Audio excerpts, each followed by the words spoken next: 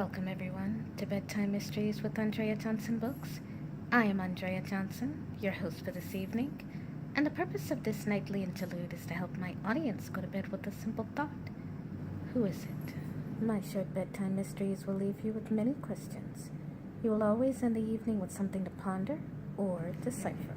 Tonight, we continue with part 4 of Parallel Reflections.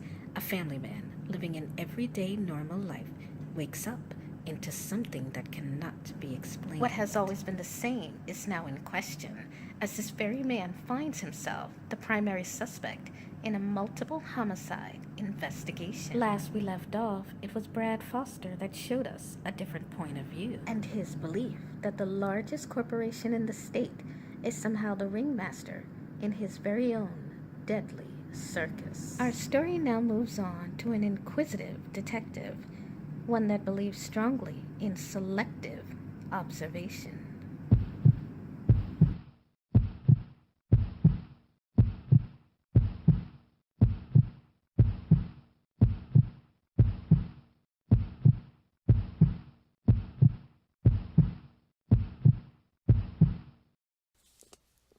Detective Peter Stone sat at his desk, surveying the files he'd recently been assigned. The Brad Foster criminal investigation was a done deal. They had video footage, fingerprints, and even a motive, with a recently opened life insurance policy on his family for over $10 million. It was all so nice and neat, maybe a little too neat. Detective Stone frowned as he looked at the paperwork.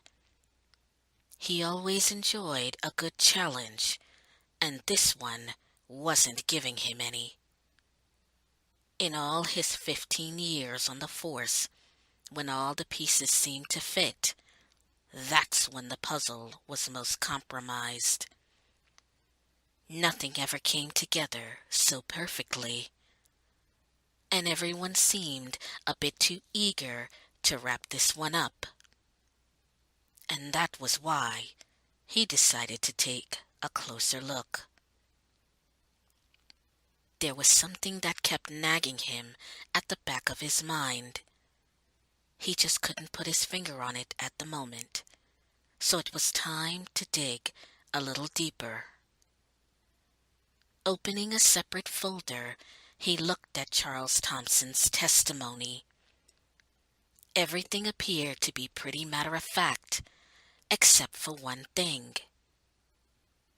What was the strange light that drew Charles over to the apartment in the first place? Brad Foster seemed like an intelligent man, so why would he use a glaring light at night in his home while committing the murders with the window open? And that brought him to his next thought. Detective Stone remembered the haunting look in Brad's eyes. What was it about that window that he kept insisting everyone should see? Making up his mind, the detective took the files and left the office. He arrived at the Foster residence.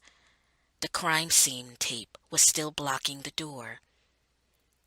Walking inside, the place felt eerily cold for a warm summer day.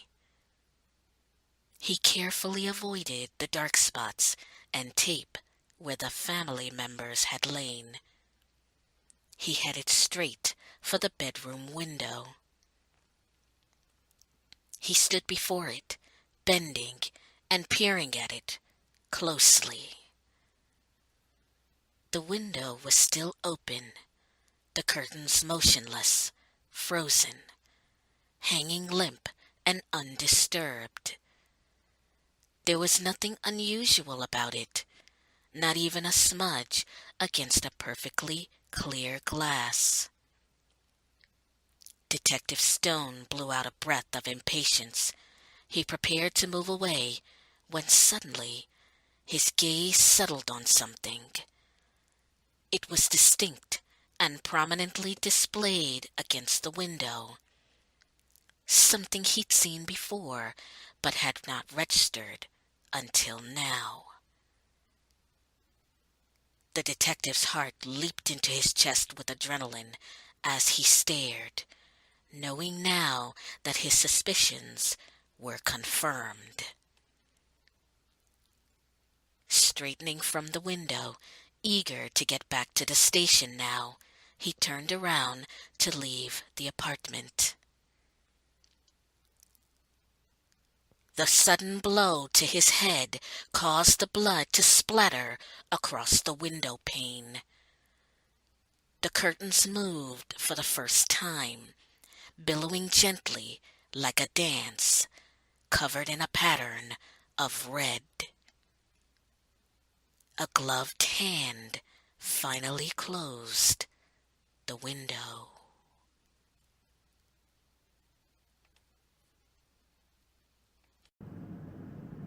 I hope you enjoyed tonight's segment of Bedtime Mysteries with Andreajohnsonbooks, and I hope it left you with a question. What was it that Detective Stone saw in the window that confirmed his suspicions? And who would be deadly enough to murder a police detective at the scene of the crime? Have you figured it out?